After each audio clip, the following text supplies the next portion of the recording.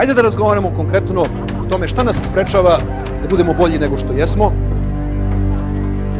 I nemoj niko da mi kaže da je najbolji moguć.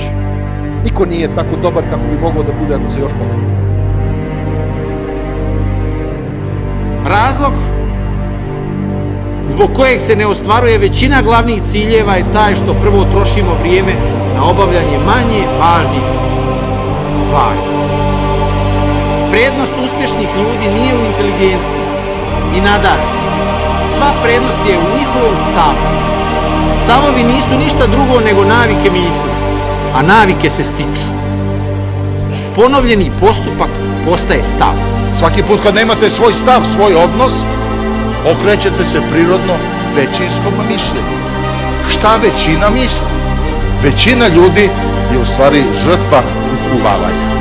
Toliko polako i toliko neprimetno se uvlači u nas razočaranje, defetizam, predaja, dizanje ruku od sopstvenog života. Ovaj ispit ne možemo da položimo, ovaj fakultet ne možemo da završimo, ovaj posao ne možemo da dobijemo. Gotovo, demoralizacija, depresija, očajanje, tuga. Samo je potrebno krenuti. Mnogi problemi se rješavaju kada krenu. Gubitnici razmišljaju o onome što je trebalo da učine ili onome što nisu učinili. Pobjednici razmišljaju u smislu mogu, želim, jesam. Koliko god život jako vas udario, šamario ili slomio, ne možete dalje pasti nego što već jeste.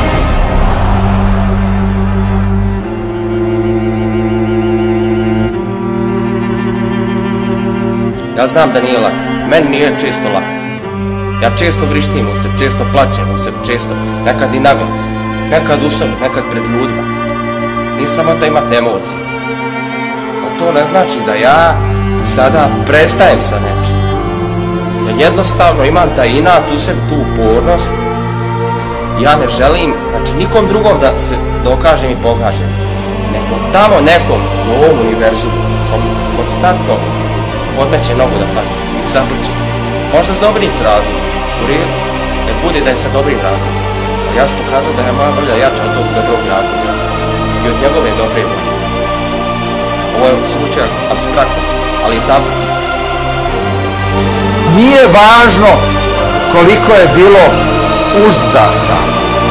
Važno je koliko ćeš doživeti uzvika. Vizualizacija. Stalno bavljenje time šta želimo. Zašto? Radiš radnje, pomažeš se sa sredstvima koje su kasete, knjige i seminari, da održavaš konstantno stav, da te podsjete kad ti malo izgubiš drim, da te podsjetiti šta je drim, da se opet malo vratiš u fokus. Želimo da nadogradimo život. Želimo da budemo više nego što jesmo, jer osjećamo da to možemo. Ne dozvolite životu da pravi stupce, a i kad napravi, i kad padnete, i kad ne vidite, ne dozvolite mu da ostanete dole.